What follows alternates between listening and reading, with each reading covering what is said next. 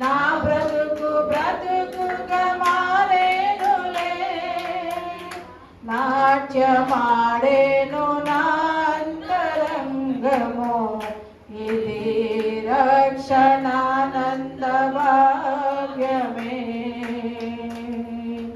నాట్యమాడేను నా అంతరంగము, ఇది రక్షణానంద భాగ్యమే. సుగుణాల సంపన్నుడా, స్తుతిగానాల వారసుడా, జీవింతును నిత్యము నీ నీడలో, ఆస్వాదింతును నీ మాటల మకరందము, ఆస్వాదింతును నీ మాటల మకరందము. సుగుణాల సంపన్నుడా, యేసయ్య నీ కృప తలంచగానే నా శ్రమలు శ్రమలుగా అనిపించలేదే. యేసయ్య నీ కృప తలంచగానే నా శ్రమలు శ్రమలుగా అనిపించలేదే.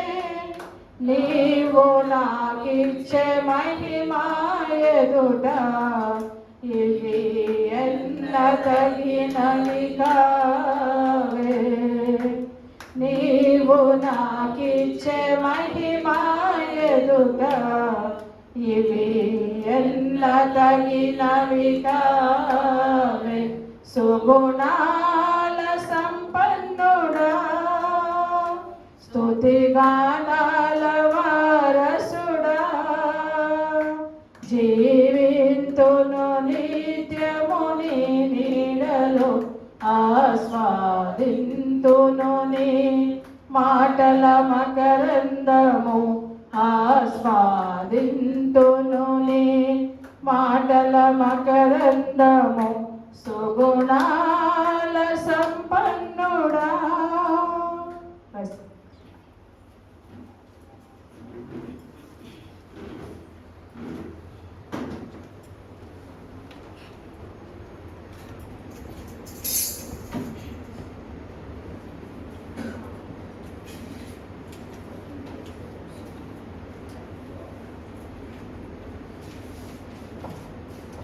ప్రార్థన చేసుకుందాం.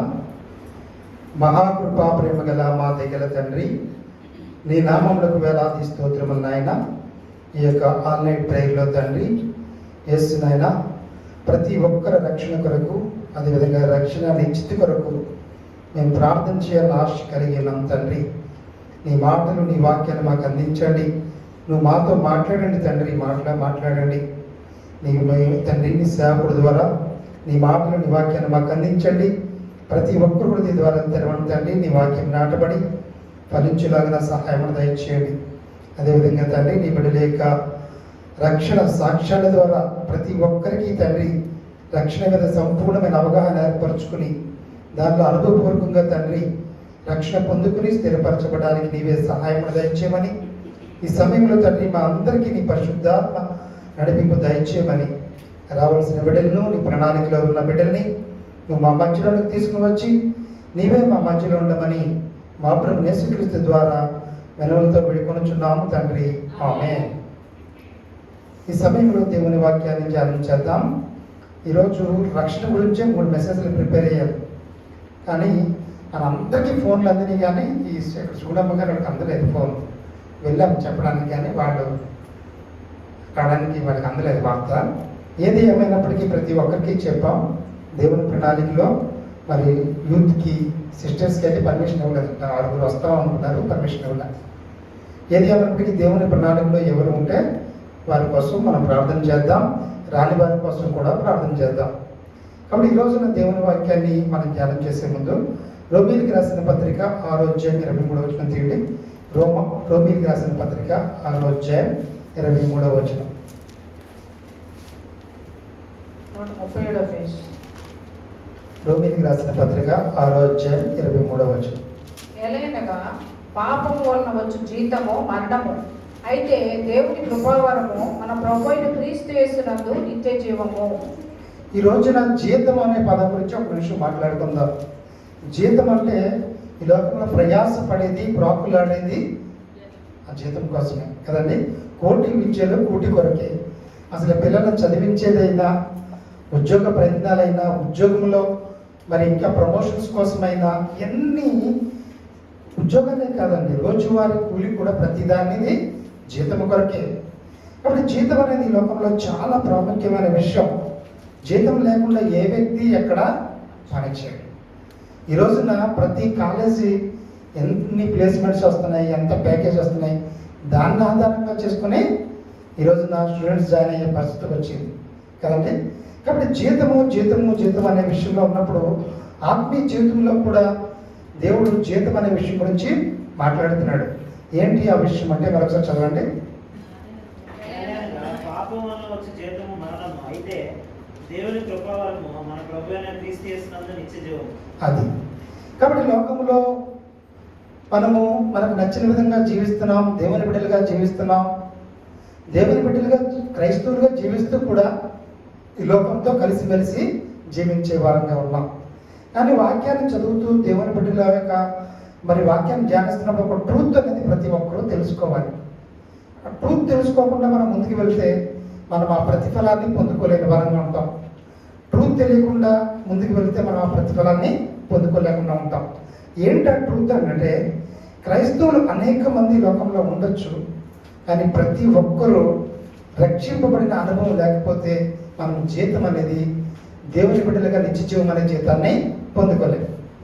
కాబట్టి దేవుడు మనకు తెలిసి ఉండొచ్చు, వాక్యం తెలిసి ఉండొచ్చు, ప్రార్థన తెలిసి ఉండొచ్చు, పాటలు తెలిసి ఉండొచ్చు.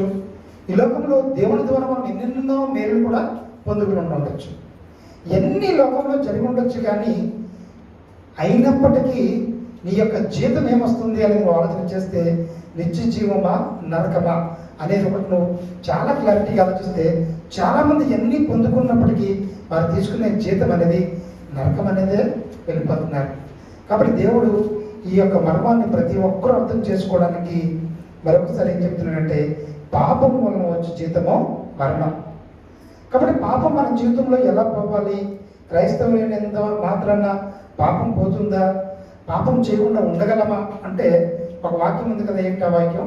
ఏ భేదము లేదు, ప్రతి ఒక్కరూ పాపం చేసి దేవుడు అనుగ్రహించు మహిమను పొందలేకపోతున్నారు. కాబట్టి ఎవరు తారతమ్య భేదాలు లేకుండా ప్రతి ఒక్కరూ తల్లి గర్భం నుంచే పాపంలో పుట్టారు. కాబట్టి శరీరాశ, నేత్రాశ, జీవడమంతో ఈ లోకమంతా పాపంతో నిండి ఉంది. కాబట్టి నిరంతరం తప్పిపోతున్నారు. అసలు ఒక్క నిమిషం కాదు, ఒక్క సెకండ్ కాదు. ఒకడు ఒక దాంట్లో సబ్జెక్టులో ఫెయిల్ అయితే ఇంకో సబ్జెక్టులో ఫెయిల్ అయిపోతున్నారు.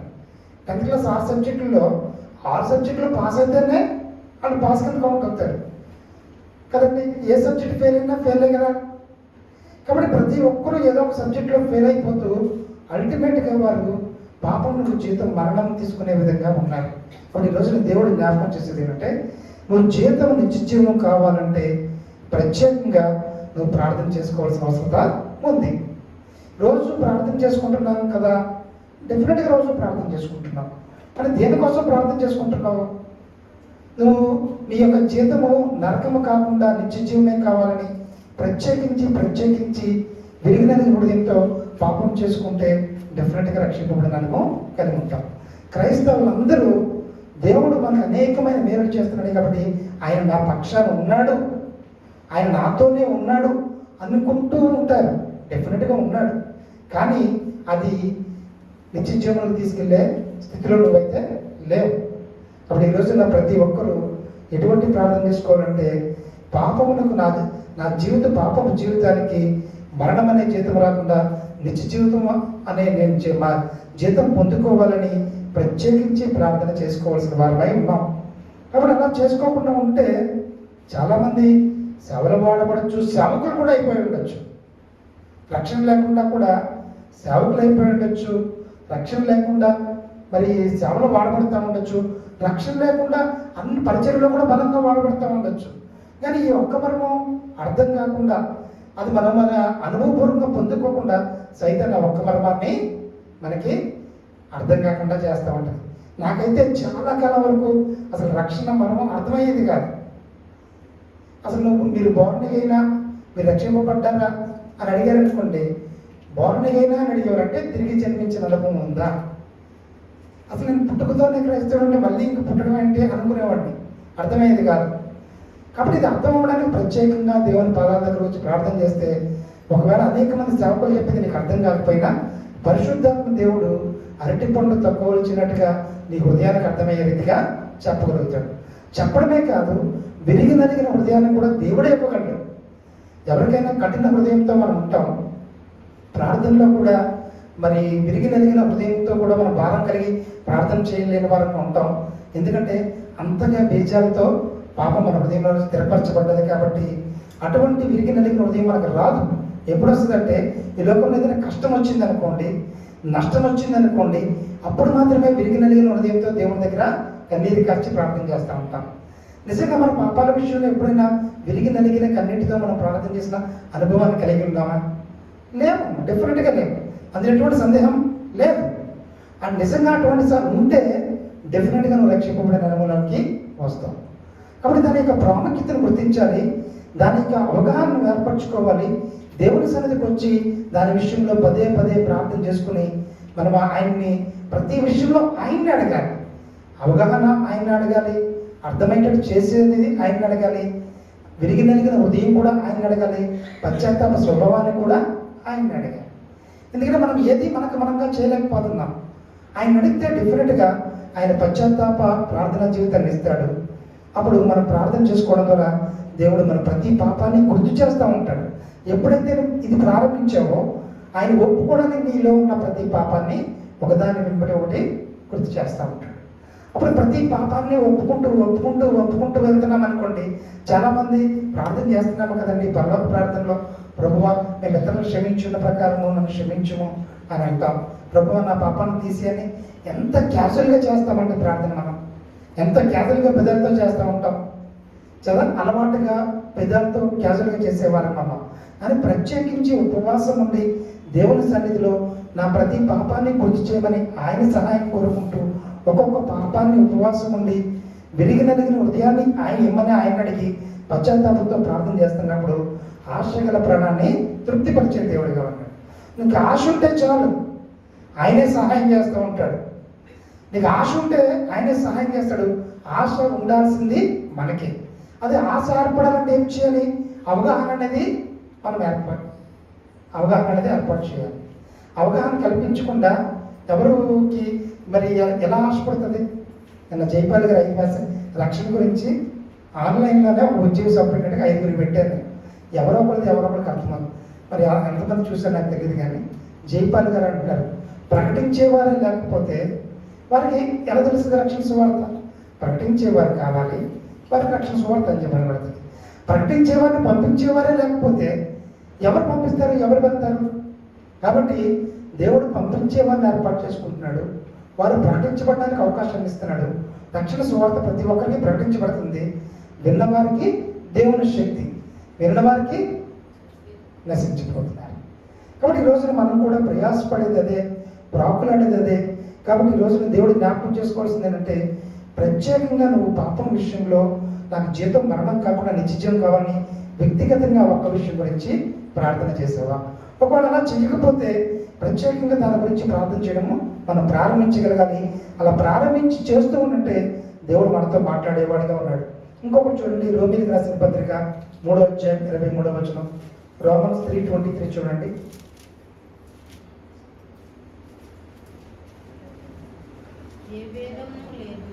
ఏ భేదము లేదు, అందరూ పాపం చేసి దేవుడు అనుగ్రహించి మహిమను పొందలేకపోతున్నారు. నిజంగా ప్రతి ఒక్కరూ గూగుల్ మీట్ ఆన్ చేసి గ్రూప్లో పెట్టండి. ఓకే, కాబట్టి ఏ భేదము లేదు, దేవుడు అనుగ్రహించి మహిమను పొందలేకపోతున్నారు. ఇప్పుడు యుద్ధాల్లో ఉత్తుకునే చనిపోతున్నారండి. ఒకవేళ వాళ్ళ రక్షణ పొందకపోతే నిచ్చిన నరకానికి వెళ్ళిపోయినట్టే కదా, వెళ్ళిపోయినట్టే. నిజంగా ఈ వార్త అనేక సార్లు మన హృదయాన్ని తట్టి తలుపు తీయమని చెప్తున్నప్పుడు మనం ఇంకా నిర్లక్ష్యంగా లెక్కలేనితనంగా ఉంటే ఒకనొక దినాన మనము నాకు సువార్త అందలేదు అని చెప్పడానికి ఛాన్స్ అనేది లేదు. ఒకవేళ మన సేవకుడు చెప్పిన, బ్రదర్స్ చెప్పినా మీకు అర్థం కాదేమో అని అనేక మంది సేవకులు రక్షణ గురించి చెప్పి ఎందుకు పెడుతున్నామంటే, మీరు ఎవరి ద్వారా అయినా దేవుడు మీతో మాట్లాడతాడేమో అనేసి, ఎవరి ద్వారా మీతో మాట్లాడతాడని పెడుతున్నాం. రేపొద్దున నాకు అందుబాటులో లేదు, రక్షణ గురించి నాకు ఎవరూ చెప్పలేదు అన్నకి చాయిసే లేదు. కాబట్టి ప్రతి ఒక్కరూ ఏ భేదం లేకుండా ప్రతి ఒక్కరూ పాపం చేసి దేవుడి గురించి మహిమను పొందలేకపోతున్నారు. కాబట్టి మనం ఏం చేయాలంటే, మన బిడ్డల గురించి అయినా, మన గురించి అయినా, మన కుటుంబంలో ఎవరి గురించి అయినా మనం మొట్టమొదటిగా ప్రార్థన చేయాల్సింది ఏంటంటే, నిజంగా వారు రక్షింపబడాలి అని మాత్రమే ప్రార్థన చేయాలి. నేనైతే ఆ ప్రయారిటీ తప్పితే ఇంకేది చేయట్లేదు. ఎందుకంటే అదే లేకపోతే ఇంకెన్నున్న ఉపయోగం ఏముంది? ఆ ఉన్నాయి కూడా ఎంతకాలం ఉంటాయి? ఏమైనా గ్యారంటీ ఉందా? మనకి వారంటీ ఉందా? ఎవరికి ఎప్పుడు ఎలాంటి పరిస్థితులు ఉన్నాయో మనకు తెలియని పరిస్థితి కదా. ఎవరికి ఎలాంటి పరిస్థితులు ఉన్నాయో తెలియట్లేదు. కాబట్టి ఈరోజు దేవుడు జ్ఞాపకం చేసేది ఏంటంటే, మనకు ఆరోగ్యం ఇచ్చినప్పుడు, అవకాశం ఇచ్చినప్పుడు, అర్థం చేసుకునే బ్రెయిన్ ఇచ్చినప్పుడు మనం దేవుని సన్నిధికి రావాలి. దేవుడు చెప్పిన వాక్యాన్ని హృదయంలో స్థిరపరచమని ప్రార్థన చేసుకోవాలి. ఈ 40 దినాలు రావాలని మన ధన్య సిస్టర్ గారు అంత కమిట్మెంట్తో వాగ్దానం చేశారండి. వచ్చారు, కానీ కరెక్ట్గా గుడ్ ఫ్రైడే ముందు రోజు నుంచి రాలేకపోయారు. మేము ఎందుకు రాలేదని నేను ఫోన్ చేస్తున్నాను, వీళ్ళు హెల్త్ అంటున్నారు. నిన్న ఫోన్ చేసేటికి సడన్గా కొంచెం హెల్త్ బాగోక మళ్ళీ వాళ్ళు ఊరు వెళ్ళిపోయారు. ఉంటారు. చూసారండి, ఎవరికి అంటే చిన్నదైనా పెద్దదైనా ఆరోగ్యం అనేది మనకి ఎప్పుడు ఎలా ఉంటుందో తెలియదు. దేవుడు సమయం ఉండగానే, ఈ దినము ఈ సమయం ఉండగానే నువ్వు దేవుని విషయంలో మారుమనసు రక్షణ పొందకపోతే ఒకనొక దినాన్న నష్టపోయే వారిగా ఉంటావు. అందుకనే చూడండి, ఏ భేదమును లేదు, అందరూ పాపం చేసి దేవుడు అనుగ్రహించి మహిమను పొందలేకపోతున్నారు. కాబట్టి ప్రతి ఒక్కరూ ప్రార్థన చేసుకోవాలి. చాలామంది మేము క్రైస్తవులమే కదా, రక్షణ పొందామో లేదో కూడా నిశ్చితం ఉండదు. అసలు మనం రక్షణ పొందామో లేదో కూడా మనకి అవగాహన ఉండదు. రక్షణ పొందితే ఒకసారి కన్ఫర్మ్ చేసుకోవడంలో తప్పే ఉంది. నేను రక్షణ పొందానా లేదా అని చెక్ చేసుకోవడంలో తప్పే ఉంది. మనం రూమ్ చెక్ అయిన తర్వాత తాళాలు వేసామా లేదా అనేది 1-2 సార్లు చెక్ చేసుకుంటున్నాం కదా. కాబట్టి రక్షణ పొందిన బిడ్డలు కూడా రక్షణ అనేది నిశ్చయిత చేసుకోవాలి. మనం ఒకసారి కన్ఫర్మేషన్ అనేది చేసుకోవడం ఎంతైనా మంచిది. కాబట్టి మనకు మనం అనుకుంటూ ఉండే కంటే దాన్ని ఒకసారి కన్ఫర్మేషన్ చేసుకోవడం అనేది చాలా మేలు. ఇంకొకటి చూడండి, గలతీయులకు రాసిన పత్రిక 1:4 గలతీ 1:4 చూడండి.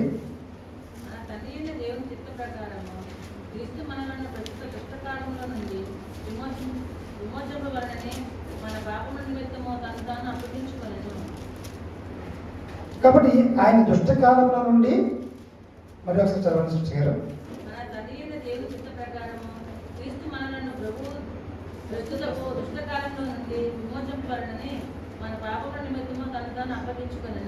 అది మన తండ్రి అయిన దేవుని చిత్త ప్రకారము క్రీస్తు మన ప్రస్తుత దుష్టకాలంలో నుండి విమోచింపవలని మన పాపముల నిమిత్తము తన్ను తాను అప్పగించుకున్నాను.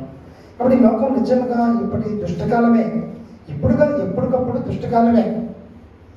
ఇందాక ఈ రిపేర్ చేసుకుని వచ్చి నేను 6 గంటలకు వచ్చి పెట్టి చెక్ చేసుకుంటూ వెళ్తున్నాను. అక్కడ డిగ్రీ కాలేజ్ ఫంక్షన్ జరుగుతుంది. ఎవరో మాట్లాడుతున్నారు సార్, ఆయన మెసేజ్ అంతా వాళ్ళకి జోష్ పోయిందో లేదో అంతా ఇది క్లాస్ పీకేస్తాడు. ఆయన డ్రగ్స్ వాడకూడదు, ఇంకోటి వాడకూడదు, అలా వాడకూడదు, ఇలా వాడకూడదు, ఇదే క్లాస్ పీకేస్తాడు. ఎందుకంటే ప్రస్తుత దుష్టకాలం అలా ఉంది కాబట్టి. ఆయన రుచి చూశాడు, పిల్లలు పాడైపోతున్నారని తెలిసారు. ఇంకా వాళ్ళ సంతోషం కంటే ఇదే మాట్లాడుతున్నాడు. మీరు అలా అయిపోతే ఇలా ఉంటుంది, ఇలా అయిపోతే అలా ఉంటుంది, బాగుంటుంది అదే చెప్పాడు. అంటే ప్రస్తుత దుష్టకాలను వారు చూచారు కాబట్టి చెప్పలేకుండా ఉండలేకపోతున్నారు. కాబట్టి ప్రస్తుత దుష్టకాలంలో మనం ఉన్నాం కాబట్టి మనం ఏం చేస్తున్నాడండి, మన దేవుడు మన పాపాన్ని మీద తను అప్పగించుకొని విమోచించడానికి ఆయన లోకానికి వచ్చాడు. ఒక కుటుంబంలోనే అందరూ ఒకలా ఉంటారు కదా, అందరూ ఒకలా ఉంటారా? ఉండరు. ఒక రక్త సంబంధులు ఒక తల్లికి పుట్టిన బిడ్డలే ఒకరు భక్తిగా ఉంటే ఇంకొకడు కొంచెం నెగ్లెక్టెడ్గా ఉంటూ ఉంటారు.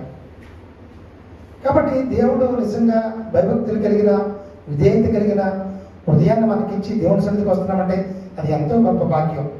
కాబట్టి వచ్చినప్పుడు తప్పకుండా మనము ఇటువంటి వాక్యాల ద్వారా ఇంకా ఆత్మీయంగా స్థిరపరచబడి దేవుని బిడ్డలుగా మార్చబడాలి. ఇంకొక వాక్యం చూడండి, ఎఫ్ఎస్సి 2:13.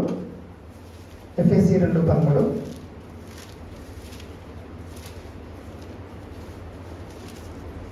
ఎఫ్ఎస్సి 2:13.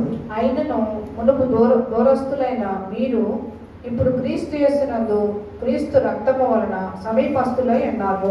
ఒకప్పుడు దూరస్తులుగా ఉన్నాం, కానీ ఇప్పుడు క్రీస్తు యేసునందు క్రీస్తు రక్తం వలన సమీపిస్తులమై ఉన్నాం. ఎందుకు అంటే ప్రతి ఒక్కరూ యేసు రక్తంలో కడగబడిన అనుభవాన్ని కలిగి ఉన్నారు కాబట్టి దేవుడి దగ్గర మోకరించి ప్రార్థన చేసి ఆయన రక్తంలో మన పాపాలను కడగమని మనం ప్రాధేయపడి అడిగాం కాబట్టి ఈ రోజున ఆయన రక్తం వలన ఆయనకి దగ్గర బంధువులుగా సమీపిస్తులుగా ఆయన బిడ్డలుగా మనం మార్చబడడానికి దేవుడు మనకి అవకాశాన్ని ఇచ్చాడు. 1 తిమోతి 4:8 చూడండి. 1 తిమోతి 4:8.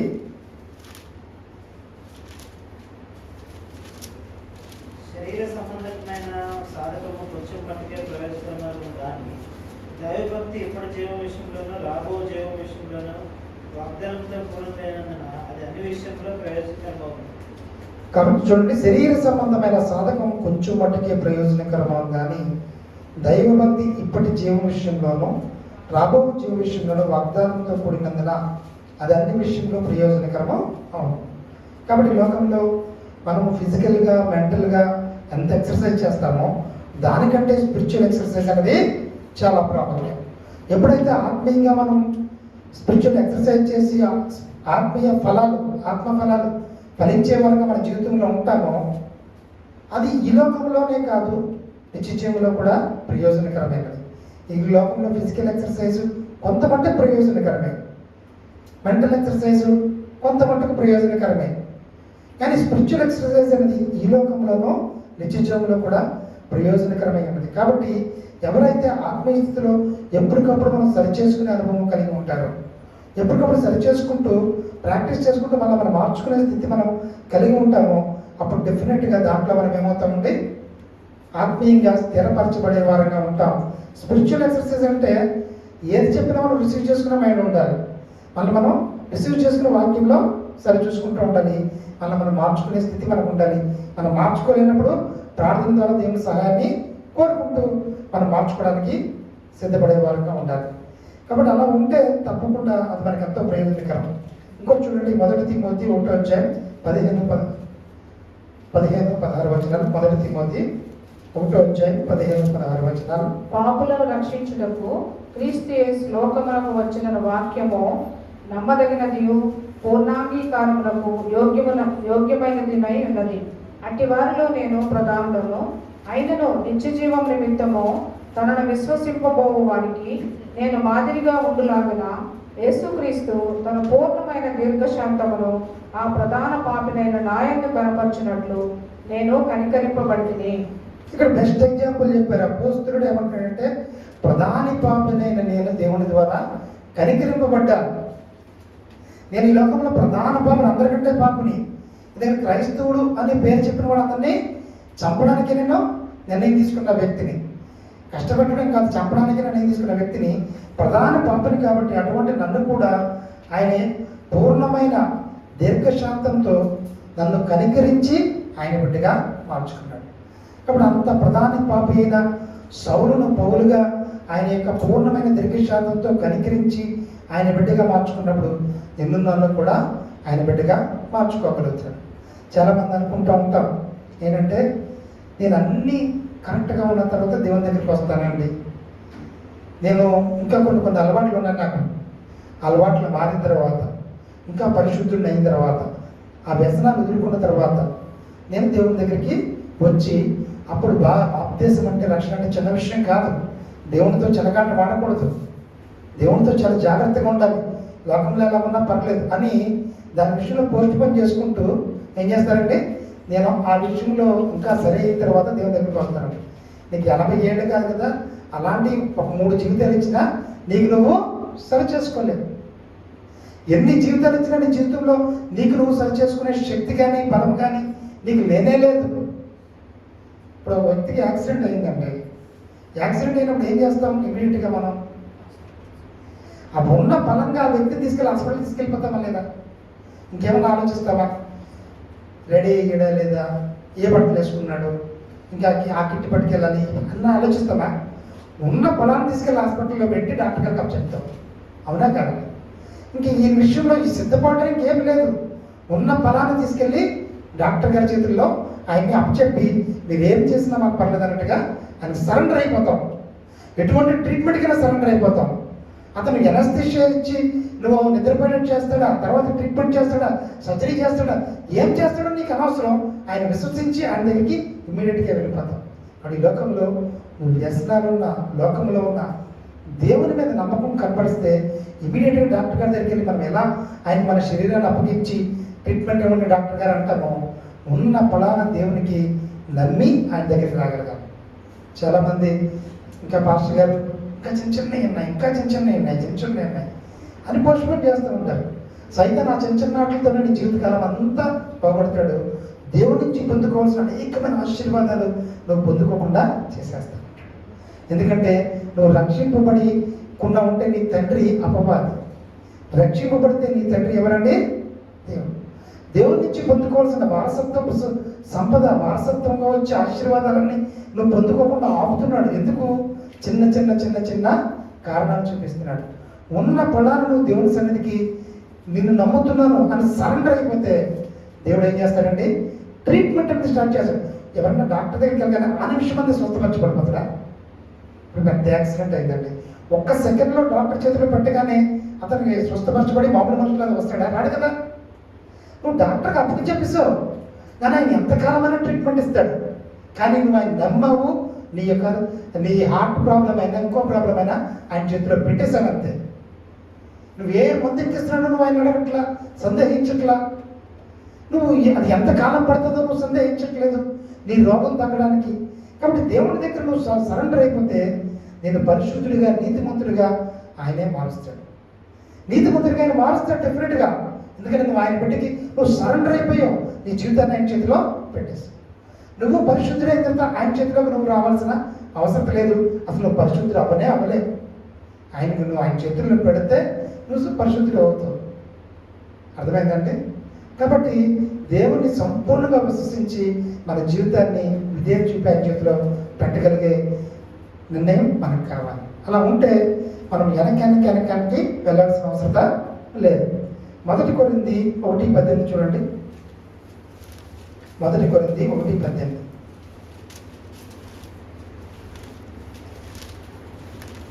సిలువను గురించిన వార్త నశించుచున్న వారికి వెరితనము గాని రక్షింపబడుచున్న మనకు దేవుని శక్తి. సిలువను గురించిన వార్త నశించుచున్న వారికి వెరితనం కానీ రక్షింపబడుతున్న మనకి చాలా గొప్ప శక్తి. ఎందుకంటే రక్షింపబడిన వారు ఆయన బిడ్డలుగా, ఆయన వారసులుగా, ఆయన తండ్రి అని మనం పేరు చెప్పుకుంటూ ధైర్యంగా ఈ లోకంలో ఉండగలుగుతున్నాం. ఆయన మనకు భద్రత కల్పించేవాడుగా ఉన్నారు. మరి ఎవరైతే దాన్ని లెక్కలేనితనంగా తీసుకుంటారో వారు నశించిపోయేవారుగా ఉంటారు. కాబట్టి ఈ రోజున మనం చేయాల్సింది ఏంటంటే కంప్లీట్గా సరెండర్ అయ్యే మనసు మనకు ఉంటే చాలు. ప్రభువా నీ చిత్తం, నీకు నువ్వేం చెప్తే నేను వింటాను అని ఆయన సంపూర్ణంగా విశ్వసించి ఆయనకు సరెండర్ అయితే నీ జీవితం అంతా ఆయన మార్చగలరు. ప్రాక్టికల్గా ఎక్కడ ప్రాబ్లం వస్తూ ఉంటుందంటే రక్షింపబడిన బిడ్డలని చూసి చాలామంది మేమంతా పరిశుద్ధులుగా వాళ్ళు ఉండలేకపోతున్నారు, మేము కూడా అలాంటి జీవితం ఉండి దేవుని దగ్గరికి ఎందుకు రావాలి అని చాలా ప్రాక్టికల్గా మొదటి సెట్ వెనక్కి వెళ్ళిపోయేది అదొక రీజన్ అంటే ప్రాక్టికల్ ప్రాబ్లం. రెండో ప్రాబ్లం ఏంటంటే ఎవరికి వాళ్ళు మేము నీతిమంతులుగా పరిశుద్ధులుగా మార్చబడి దేవుని దగ్గరికి రావాలనుకుంటారు. ఇదొక ప్రాక్టికల్ ప్రాబ్లం. ఈ రెండు కూడా దేవుని హస్తాల్లో నువ్వు ఉన్న ఫలానా ఆయన చేతిలో నువ్వు సరెండర్ అయితే మిగిలిన ఆయన మాత్రమే చేయగలని, కానీ నీకు నువ్వుగా ఎవరో చేసుకోలేదు. ఇప్పుడు ఆ విషయాన్ని మనం నమ్మి ఎవరైతే సంపూర్ణంగా నమ్ముతారో అని దేవుడు సహాయం చేసేవాడి ఉన్నాడు. చాలామంది అంటే నాకు అలవాట్లు ఉన్నాయండి, మందు తాగే అలవాటు ఉంది పాస్టర్ గారు, ఈ పణాన్ని నేను వచ్చేసి మీ చేత బాప్తిసం తీసుకుంటాను, మరి తర్వాత రోజు నుంచి నేను మందు తాగితే ఏంటి పరిస్థితి?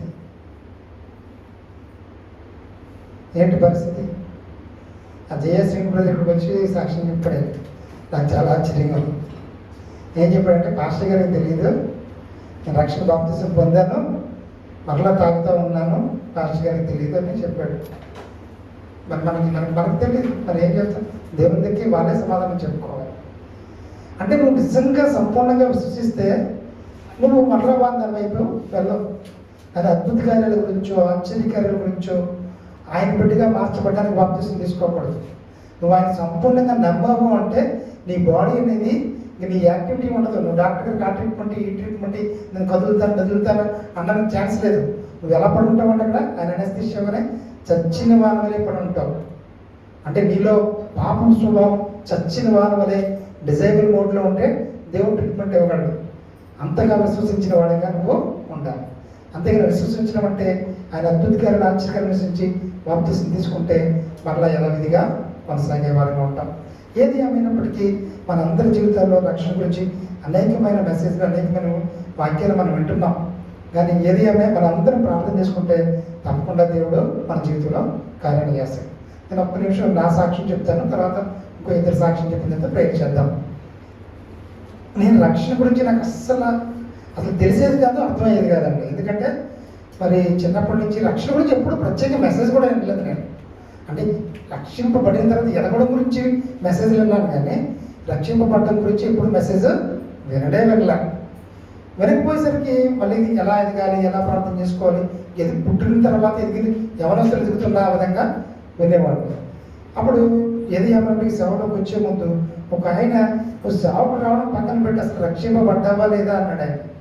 చాలామంది నన్ను అడిగినప్పుడు గతంలో మ్యారేజ్ అయిన తర్వాత ఎక్కువ మంది చర్చ్ వాళ్ళు బక్సింగర్ ఫెలోషిప్ వాళ్ళు, బాబు నువ్వు బోర్నగైనా అనేవారు. ఇదేంటి భాష గారే ఏంటి నేను నన్ను పడుకున్నాను, కొంచెం నన్ను ఎందుకంటే అడగాలనిపించింది దీనికి నీకు అలా కనిపించట్లేదా అనుకునేవాడిని. కానీ ఏది ఏమైనప్పటికీ ఒక పాస్టర్ గారు అడిగేటప్పటికి నేను సర్లే ఇంత అడుగుతున్నాడు కదా ఒకసారి మనం పొందామా లేదా కన్ఫర్మేషన్ చేసుకుందామని 3 దినాలు ఉపవాసం ఉండి ప్రార్థన చేశానండి. 3 దినాలు ఉపవాసం ఉండి ప్రార్థన చేస్తున్నప్పుడు ఏ ప్రార్థన చేయాలి నాకు అర్థమయ్యేది కాదు. నా పాపాలు ఒప్పుకోవాలి. నా పాపాలు నాకు ఎక్కడ గుర్తున్నాయి చిన్నప్పటి నుంచి, దాన్ని ఎలా డిఫైన్ చేసుకోవాలనేసి ఈ గలతీ 5:23లో శరీర కార్యాలు రాసుకున్నాయి కదా, ఆ 17 రాసుకున్నాను. ఆ పుస్తకం పెట్టి రాసుకుని ఒక్కొక్క దాంట్లో ఎన్ని గుర్తున్నాయో ఎన్ని రాసుకున్నాను ఇష్టం. పర్సనల్గా ఉపవాసం ఉండి ప్రార్థన చేస్తూ ఒక్కో దాని గురించి ప్రార్థన చేస్తున్నాడు. అసలు విరిగిందడిగి నా పశ్చాత్తాప స్వభావం వచ్చేది కదండి. అంతగా కఠిన హృదయం అయిపోయాను. ఏదో ఒక మెకానికల్గా ప్రార్థన చేస్తున్నాం. అప్పుడు ఇలా కాదు అనేసి మరలా దేవుని విరిగినడిగిన ఉదయం ప్రభావ నువ్వే నాకు ఈ ప్రభావ, నేనైతే నాకు నేనుగా తెచ్చుకోలేను, నాకు నేనుగా ఈ ఏడుపు తెచ్చుకోలేను. కొంతమంది స్త్రీలు అయితే ఏడవగలరు కానీ మగవాళ్ళకి అసలు ఏడుపు రాదు కదా. కాబట్టి అది కూడా దేవుడిని అడిగానండి. అది కూడా దేవుడిని అడిగితే అలా ఒక్కొక్క పాపాన్ని ఒప్పుకుంటా ఉపవాసం 3 days ప్రార్థన చేసినప్పుడు దేవుడు ఇచ్చినట్టు ఎన్నో గుర్తు చేస్తూ వచ్చాడండి. మర్చిపోయి కూడా గుర్తు చేస్తూ వచ్చాడు. లిస్ట్ అంతా అయిపోయింది. నేను క్షమించమని అడిగాను పశ్చాత్తాపంతో. నెక్స్ట్ ఏంటి అన్నట్టుగా, సరే ప్రభువా నువ్వు క్షమించావని నాకు ఒక్క రుజువు కావాలి. నేను అడగడం అడిగేశాను, నువ్వు నాకు క్షమించావో లేదు నాకు తెలియాలి కదా. నేను ఎవరినో ఏదో అన్నానండి, నేను క్షమించమని అడిగేశాను. అవతల క్షమించినట్టు నాకు ఎక్నాలెడ్జ్మెంట్ కావాలి కదా. ఎక్నాలెడ్జ్మెంట్ అంటారు దాన్ని, ఓకే అనాలి కదా. అప్పుడు ఎందుకంటే ఆ దేవుని దగ్గర ఇది ప్రార్థన చేయడం మొదలుపెట్టాను. ప్రభా నువ్వు నన్ను క్షమించాలని నీ వాక్యం ద్వారా నాతో మాట్లాడు. నా హృదయంలో పీస్ ఆఫ్ మైండ్ ఇట్లన్నింటికి నాకు ఎవిడెన్స్గా నాకు ఉండకపోవచ్చు, నేను చెప్పలేకపోవచ్చు, నన్ను నేను రుజువుపరచుకోలేకపోవచ్చు, నన్ను నేను స్థిరపరచుకోలేకపోవచ్చు. నీ వాక్యం ద్వారా నేరుగా మాట్లాడమన్నప్పుడు దేవుడు తప్పకుండా వాక్యం ద్వారా నాతో ఆ రోజు డైలీ డివోషన్లో మాట్లాడండి. నేను ఏర్పరచుకున్న సేవకుడు చాలా స్పష్టంగా దేవుడు మాట్లాడినప్పుడు నిజంగా ఆ రోజు కనుక మాట్లాడకపోతే ఇంకా నేను రక్షణ పొందనంటే అనుకున్నాడు. దేవుడు మాట్లాడాడు, నువ్వు నా కుమారుడు. నేను ఒకటే ప్రార్థించాను, నేను నీ కుమారుడుగా కాదా, నువ్వు అంగీకరించావా లేదా, యాక్సెప్ట్ చేసావా లేదా నీ కుమారుడుగా అడిగితే క్లియర్ కట్గా వాక్యం ద్వారా దేవుడు డైలీ డివోషన్ అన్నమాట. అమ్మయ్య దేవుడు నన్ను క్షమించాడు నిర్ణయించుకున్న తర్వాత అప్పుడు గతంలో అప్పుడు మరలా బాప్తిసం పొందాను బ్రదర్. వాస్తవానికి నేను లోకంలో ముందే బాప్తిసం తీసేసుకున్నాను. అప్పుడు చెడ్డోనేం కాదు, కన్ఫర్మేషన్ నిర్ధారణ అంటారు కదా, వైట్ డ్రెస్ కుట్టించుకుని 20 రోజులు క్లాసులకి వెళ్ళాను, అన్నీ విన్నాను. చెడ్డవాడిని అయితే అసలు కానే కాదు, మంచివాడినే, అన్ని వాక్యం కూడా భావించుకున్నాను. కానీ పాప గురించి ప్రత్యేకంగా విరిగినది గురించి పాప ప్రార్థన చేసుకోలేదే, ఒక మొక్కలో ప్రార్థన చేసుకున్నా. అది కూడా ఆయన క్షమించడం లేదు కూడా నాకు తెలియదు. కాబట్టి ఎప్పుడైతే ఇలాగ నిజంగా ఆయన క్షమించారని నాకు ఎక్నాలజ్మెంట్ వచ్చిందో అప్పుడు మరలా నేను దేవుని సేవకుడితో మాట్లాడి, మాస్టర్ గారు నాకు నేను రక్షింపబడ్డాను, మీరు బాప్తిసం ఇస్తారని అడిగాను. ఆయన అన్నాడు, నేను కూడా ప్రార్థన చేసుకోవాలి బాబు నీ గురించి, నేను ప్రార్థన చేసుకుని 4 రోజులు చెప్తానులే అన్నాడు. సరే పాస్టర్ గారు అలాగైతే ఓకే అన్నాడు. ఆయన ప్రార్థన చేసుకొని సరే బాబు రండి అన్నాడు. నిజంగా మా ఊర్లో అయితే అక్కడ మన లోదం చర్చిలో మేము సంఘ పెద్దలం, మళ్ళీ వీళ్ళ కుర్రోడు ఏదో థియలాజికల్ స్టడీ చదివి బాప్తిసం తీసుకున్నాడంటే పలానా ఉన్న అబ్బాయి అంటే ఎంత పరువు తక్కువగా ఉంటుందండి. అవన్నీ పట్టించుకోవాలి. ఒకరు కూడా నాకు అనవసరం, నేను రక్షింపబడాలి అంతే. ఎవరేమనుకుంటే నాకేంటని మరలా ముంచుడు బాప్తిసం తీసుకొని తర్వాత దేవుని సేవలో అభిషేకింపబడి సేవ ప్రారంభించాను. ఇది ఎందుకు చెప్తున్నానంటే ప్రజల గురించి మనకు అనవసరం. నువ్వు నిజంగా రక్షింపబడిన తర్వాత దేవుని తండ్రిగా నువ్వు బాప్తిసం తీసుకోవాలి. ఒకవేళ అలా తీసుకోకపోతే నువ్వు ఇంకా పొందాను అనుకుంటూ నీకు నువ్వే నష్టం చేసుకుంటావు. ఇందులో ఎవరికి నష్టం లేదు, వ్యక్తిగతంగా మనమే నష్టం చేసుకుంటాం. నిజంగా నువ్వు రక్షణ పొందితే ఆ ఆత్మఫలం నీలో ఫలించేగా ఉంటాయి. గతంలో ఉండే లక్షణాలు అన్నీ పోయి ఓర్పు, సహనము, ప్రేమ అవన్నీ తెలియకుండానే నీలో వస్తూ ఉంటాయి.